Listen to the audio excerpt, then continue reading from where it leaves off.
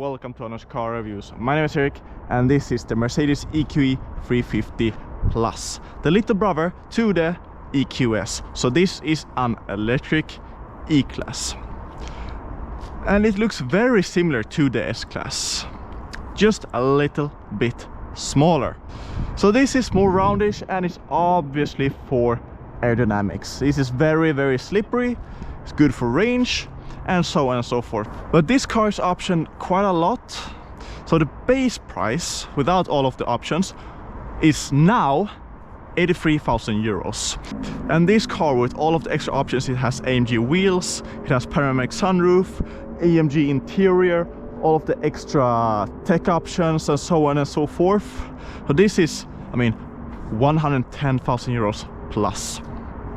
An expensive E-Class, and if you want a petrol powered E-Class that is as expensive, you have to go to the AMG department. In terms of competitors, you have the Tesla Model 3 of course, but in terms of the other contemporary car manufacturers, I think that Mercedes is pretty lonely. It will be interesting to see what other car manufacturers will do in the future, especially at this size. Back to the battery a bit.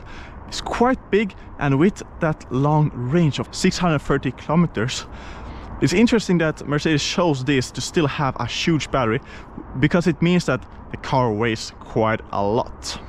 We'll look into the rear luggage. So narrow, very narrow here. So I'll just put up how big it actually is and compare it with the Tesla Model 3, for example. Unique things about this car is that it has rear wheel steering.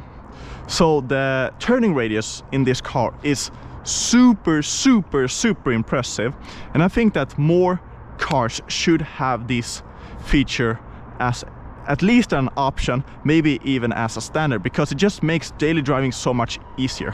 To the rear seats, and quite easy to get in, no problems with that. A good amount of knee space and an okay amount of foot space are more than decent, I would say, especially for an E-Class mid-size sedan. With the panoramic sunroof, there is enough head space, but if you wouldn't have the panoramic sunroof, I think that it would be pretty difficult if you're tall to sit comfortable in the rear seat. And I think that's very common with Mercedes cars, Mercedes models that are tried to be designed to look like coupes, because they have a very angled rear part that takes up quite a lot of headspace in the rear seats. So especially if we go on a twisty road or be shaking about a bit, my head will hit this part here. Unfortunate. You can see the red stitching here with the suede. I don't know if it's real suede, but it has a nice difference in the material compared to the sides.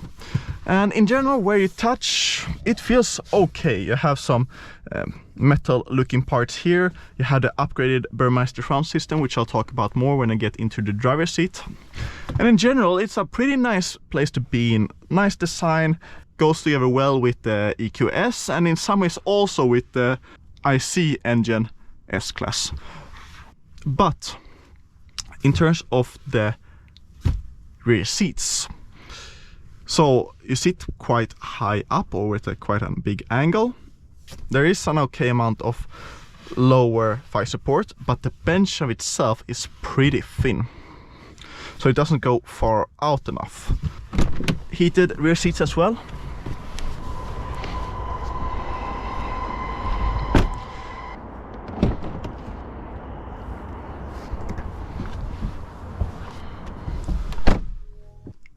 In terms of perceived build quality, I'll go through it from the start. Feels pretty well built, not that many creaks, not that many rattles. It feels solid and well built. Much better than, for example, the internal combustion S-Class. Much better. We'll start the car. You can hear a whooshing sound and then the car is started. I hope that you can hear me. You can see the new generation Mercedes steering wheel with the haptic feedback. They have now removed the controls at the middle armrest. much more simplified. You have a big storage space here underneath the center console as well. Here you have wireless charging, the USB Type-C plugs, 2 here, 2 here. Why they don't have the old USB plugs, I don't know. To charge, especially when you don't want to use your wireless charging, because it can be pretty spotty sometimes and you don't always fit with your phone, you want the old USB plugs. In terms of design here, very minimal. A lot of the controls are done through the haptic controls here on the right and for the digital gauge cluster. But in terms of the MBUX system or Mercedes Infotainment system, it's pretty much designed as a phone with apps, which I personally think makes it easier to navigate. So I have Mercedes EQ. You can see the response is fairly slow. You can see consumption when you charge. Can go to comfort. Can have massage in these, which are of course on extra option. Panel lights, now it's pretty beige, you can see here. You can increase the strength and you have different zones as well. The effects, especially when I increase the temperature, get red, but when I decrease the temperature, blue.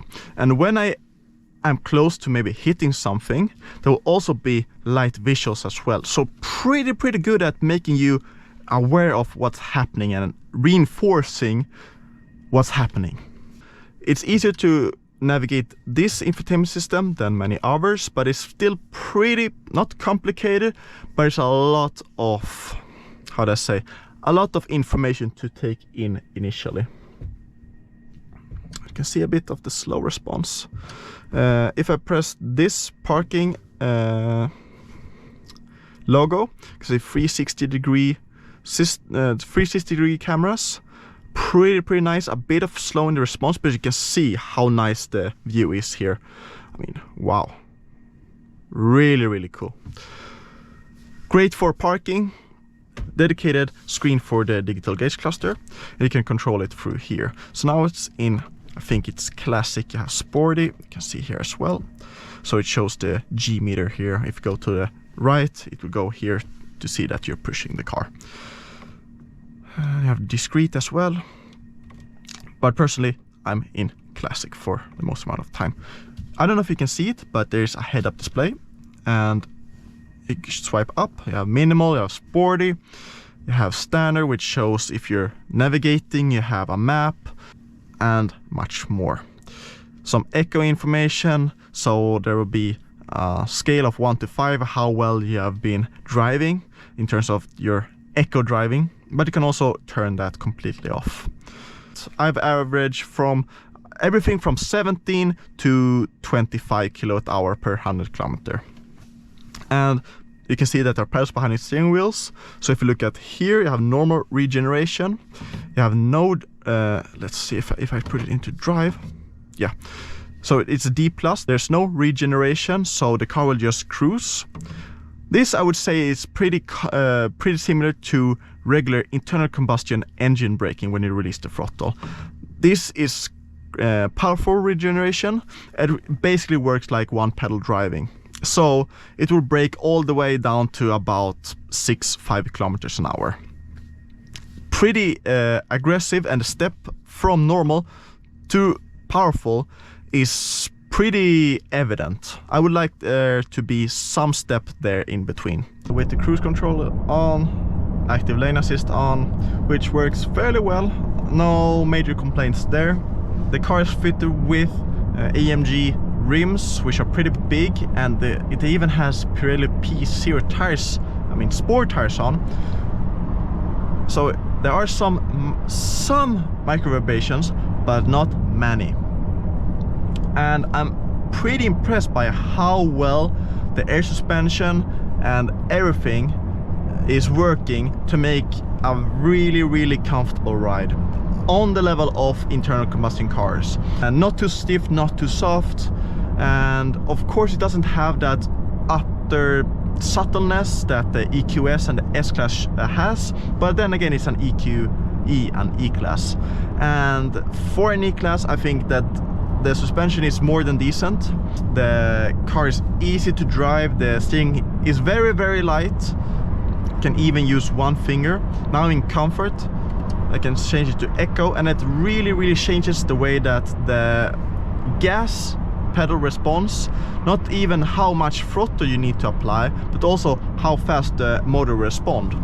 And the cruise control, the active cruise control, is very nice at being sensible, which means that if there's a car that brakes in front of me, the car will not slam on its brakes to keep that exact distance. It will slow down more gently, maybe go a bit closer, and then go to that selected distance, like it's doing now. It's slowing down, but not aggressive enough to, I need to have that exact distance all the time. So it's very, very smooth, and I think more systems should behave like this. The design underneath here, where my knees are, there's a lot of space to the left, but not a lot of space to the right, which makes ergonomically I sit a bit to the left. And of course, in the first year or second year, I won't think about it, but I think after a few years, your pelvis will be a bit shifted. I don't feel that I can have the exact same sitting position on the left side of my body as on the right side of my body. All around visibility, not the best because of the really, really steep rear window. It's also very thin when you need to charge this car. You can charge maximum 170 kilowatt, which is interesting because the EQS can charge 200, and the Porsche Taycan can charge over 200 plus easily, and so can the Ioniq 5 and the Kia EV6 and the Tesla. So in that aspect, I think that the EQE and the Mercedes in general are a bit behind on the charging curves, and especially since the battery is so big. If you want to charge from 10 to 80%, that will take 30 minutes plus, almost 40 minutes, depending of course on the temperatures and all of that. So the steering is very, very light, and I think the suspension is fairly compliant as well.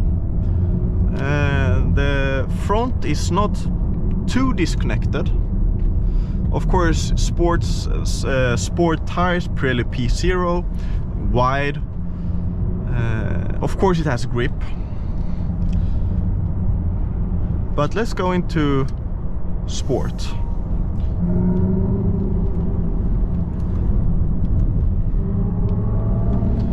Actually, an okay amount of feedback from the front. The steering is not that much heavier, but thankfully you have an okay initial turn-in, and then you feel the rear loading up, so you do feel what's happening underneath you. It's not too unconnected, but it's not a car that rewards you from driving fast. It's engineered well enough to make it feel comfortable driving a bit quicker. And since you have 530 Newton meters, it's 292 horsepower. It's not exactly slow. But let's see here. Yeah, initial turn-in is actually pretty surprisingly well. The front is biting better than I thought, and it's not jumping around and being overly aggressive either. So it's pretty easy to drive quick, to be fluent. It feels like a smaller car to the EQS. It feels like an EQE. It's an expensive car, but with a fairly okay range that makes that range anxiety be less prominent as in other electric vehicles. It's quiet, it feels well engineered, it feels well designed to be driver focused, make it easy to drive. And I like the design of the interior. What I don't like is the exterior design and the fact that for this big battery it can only charge 170 kilowatts. And those are some big minus, and especially the price. For an E-Class base price, 83,000 euros. And this car is easily above 100. And I think it will take a long time until we will see an electric premier vehicle of an acceptable size to be around 50,000 euros, as with the regular internal combustion E-Class.